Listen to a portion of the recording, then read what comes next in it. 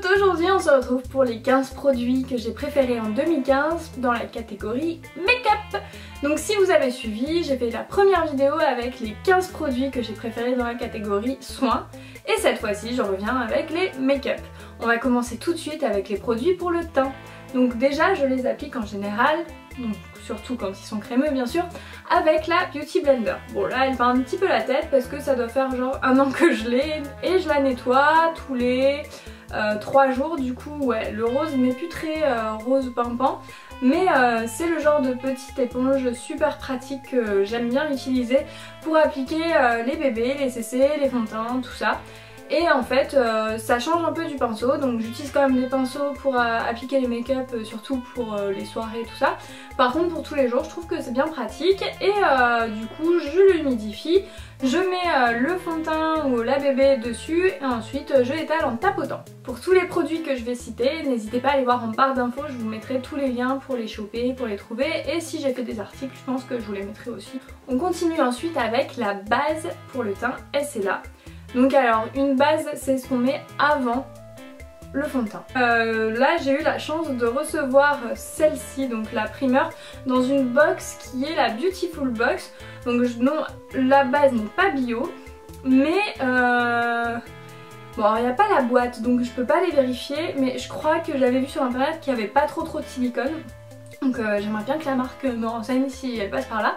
Parce que ça m'intéresse de savoir sa compo. En tout cas ce qui est bien c'est qu'elle est légère et qu'elle ne vous fait pas l'effet masque comme certaines bases peuvent vous faire, vous savez quand on l'applique ça tire etc. Non, là ça me dirait un peu comme une crème hydratante et ça permet au fond de teint de tenir plus longtemps. Ensuite on reste chez Essela avec le fond de teint. Il s'agit du fond de teint Even Bio Skin. Donc là c'est la couleur, oula elle a été effacée, je crois que c'était rose beige, j'en suis pas sûre mais je crois que c'était rose beige. Donc en fait ce qui est bien c'est que du coup là c'est dans la catégorie bio, donc tout le maquillage Essela n'est pas bio mais ils ont une gamme bio et moi je trouve que leur maquillage est plutôt de bonne qualité à un prix assez élevé mais qui reste quand même dans les gammes de maquillage professionnel. Alors il n'est pas hyper couvrant comme certains fonds de teint un peu plâtre tout ça, non c'est pas du tout ça. Là on est sur un effet plutôt naturel et du coup bah, je vous le recommande aussi parce que comme il est bio, il n'y a pas de silicone tout ça, du coup si vous utilisez du fond de teint tous les jours, c'est le genre de fond de teint qui pourrait vous correspondre. On reste toujours dans le teint et cette fois-ci avec un produit aussi qu'on peut utiliser plutôt tous les jours qui est la DD Cream de Galénic. Cette DD Cream j'aime bien parce qu'elle a un SPF 25, du coup c'est super pratique quand on habite dans le sud. Sinon en termes de teint, donc c'est pas un truc hyper couvrant, clairement on est plutôt genre c'est le même niveau que bébé CC et compagnie, sauf que celui-là je trouve qu'il est hyper lumineux, c'est à dire que quand on le met c'est un peu je sais pas comment vous dire, il unifie le teint, il nous illumine et si t'as pas dormi de la nuit ça te donne pas l'effet je sors de mon placard et tout, ça te réveille un peu la peau. Donc c'est plutôt un bon point pour lui et il est très facile à étaler tout ça, donc non, moi je l'aime beaucoup, voilà, Galénic. Je continue toujours donc là avec une poudre Emit, donc c'est Tan Booster Bronzer, je l'ai eu dans une Glossy Box.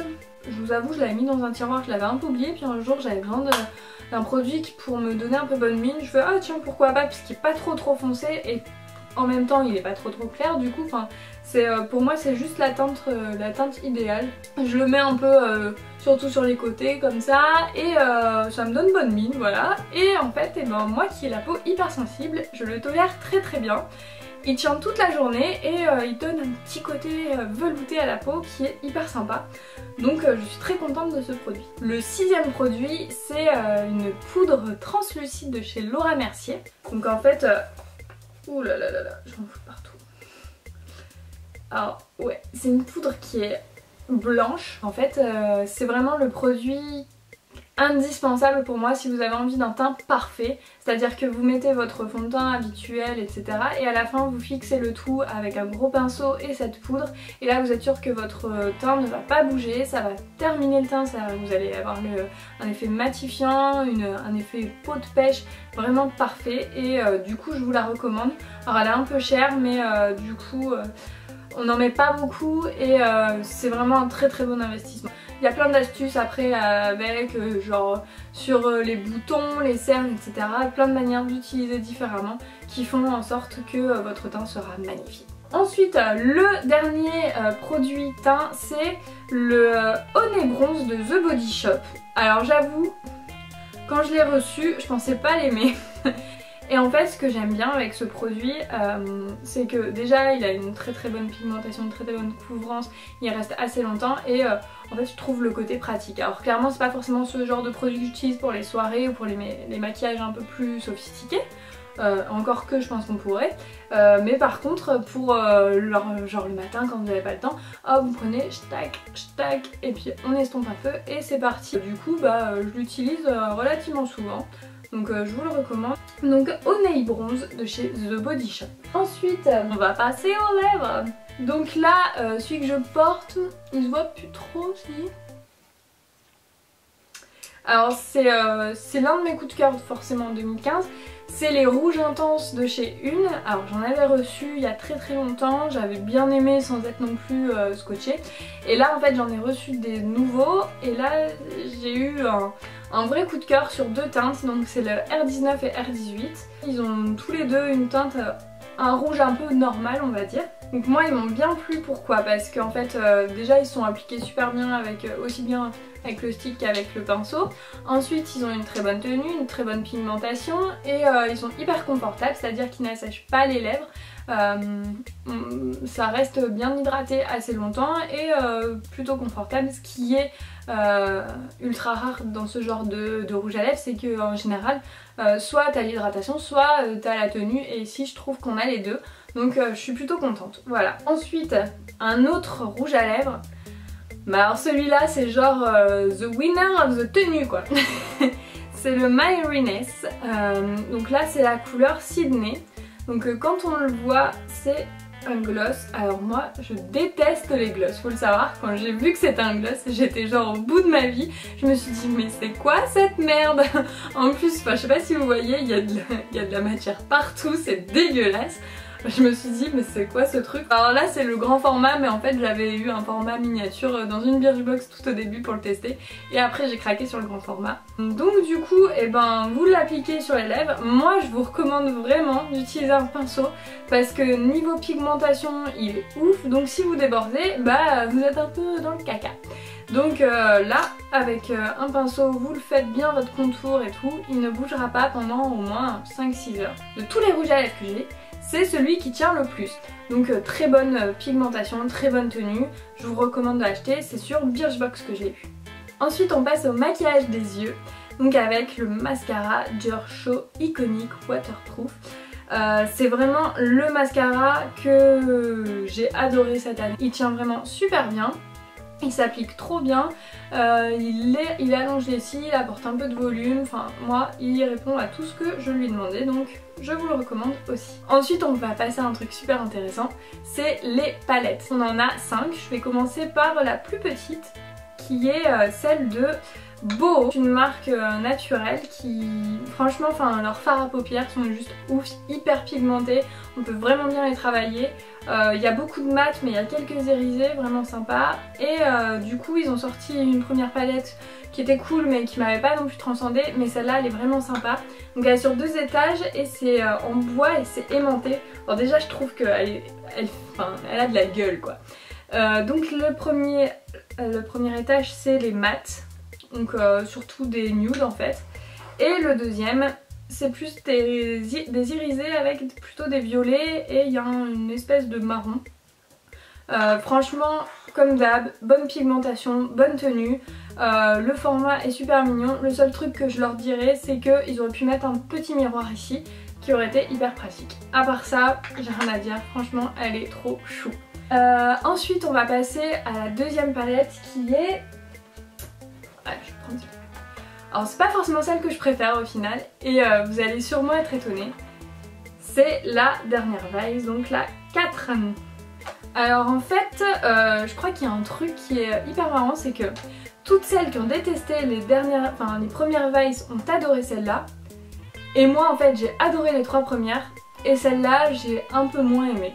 Donc je pense que c'est qu'une affaire de goût. Après en termes de pigmentation de tenue et tout, on est du même niveau, elle est vraiment très bien. Donc il n'y a rien à dire, hein, elle est vraiment cool. Elle a aussi bien des fards nude que des fards un peu plus olé olé. C'est du rose, du violet, etc. Moi là où j'ai un peu moins aimé, c'est qu'il y a beaucoup trop de vert. Et le vert j'en mets pas beaucoup parce que ça va pas avec la couleur de mes yeux, parce que je m'habille pas forcément en vert non plus. Donc voilà, après le petit pinceau hyper sympa à utiliser. Non vraiment elle est très bien. Et le seul truc c'est qu'il y a un peu trop de vert dedans pour moi. Mais après à part ça j'utilise beaucoup les violets et les nudes. Ensuite une autre palette très sympa. C'est de chez BH Cosmetics, Wild at Heart. Donc elle est pas hyper connue parce que BH Cosmetics j'en entends pas énormément parler. En fait c'est une marque super sympa qui est pas trop chère. Et j'ai craqué dessus parce que elle a aussi bien des nudes que des couleurs un peu plus soutenues et plus colorées, rose, violet et tout. Et du coup comme elle est petite, elle est hyper pratique à prendre en week-end. Donc c'est vraiment la palette que j'utilise pour partir en week-end, en vacances, quand j'ai pas beaucoup de place. Et ces fards là sont hyper bien pigmentés aussi. Franchement, niveau qualité, elle a rien à envier à Urban Decay, Too Faced et compagnie. Franchement sur celle-là. Après j'ai acheté d'autres palettes de la même marque et je me suis rendu compte que d'une palette à l'autre la qualité pouvait varier. En tout cas sur celle-là, moi je vous la recommande, ils sont vraiment de très bonne qualité. Avec une bonne base, ça tient super toute la journée et tout.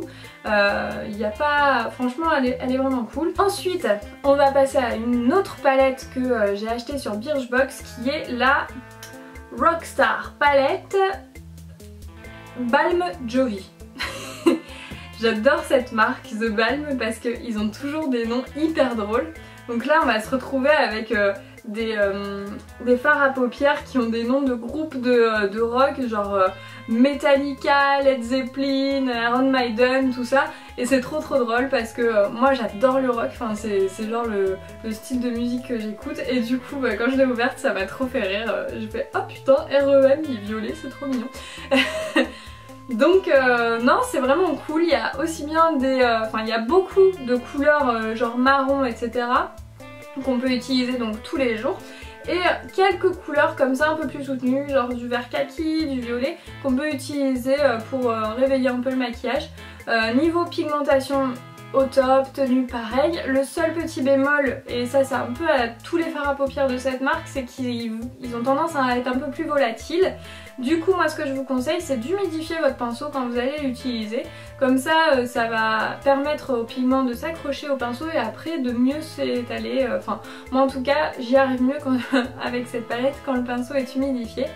Et du coup j'ai l'impression que ça a tendance à le faire tenir encore plus longtemps donc voilà.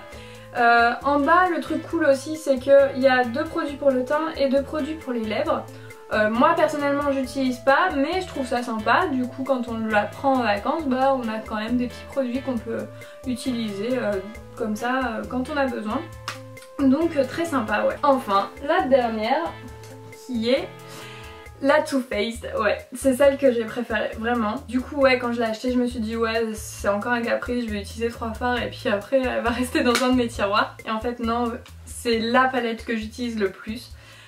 Parce que elle a aussi bien des couleurs alors comme ça là, des couleurs qu'on peut utiliser tous les jours qui sont genre marzipan, crème brûlée qui sont des irisés super jolis qui illuminent le regard. Il y a White Chocolate qui est juste un beige qui peut permettre de mettre une bonne base sur la paupière quand on n'a pas envie d'un maquillage trop soutenu. Enfin vraiment les couleurs sont trop bien choisies et en plus elles sont trop bon chocolat. Ce qui m'a fait rire c'est que quand je l'ai prise en photo, mon mec m'a dit ça sent le sucré et tout, c'est quoi, t'as ouvert un paquet de bonbons, je croyais que t'étais au régime, enfin bref. Et je lui fais sentir la palette, il fait ah mais moi je pourrais pas me maquiller avec un truc pareil, j'aurais trop envie de lécher tous les fards à paupières. D'accord. Alors la palette va rester avec moi hein.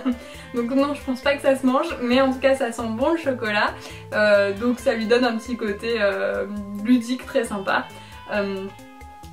Après moi ce que j'aime bien c'est qu'il n'y a pas que des marrons, il y a des couleurs un peu plus rosées parce que du coup moi les couleurs froides me vont mieux au teint. Et avec le violet, le rose, tout ça, j'y trouve bien mon compte.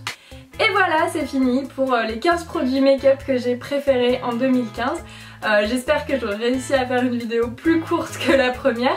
En tout cas, si vous avez aimé, n'hésitez pas à vous abonner à ma chaîne YouTube et à appuyer sur le petit pouce comme ça. Me mettre un petit commentaire, ça me fera super plaisir.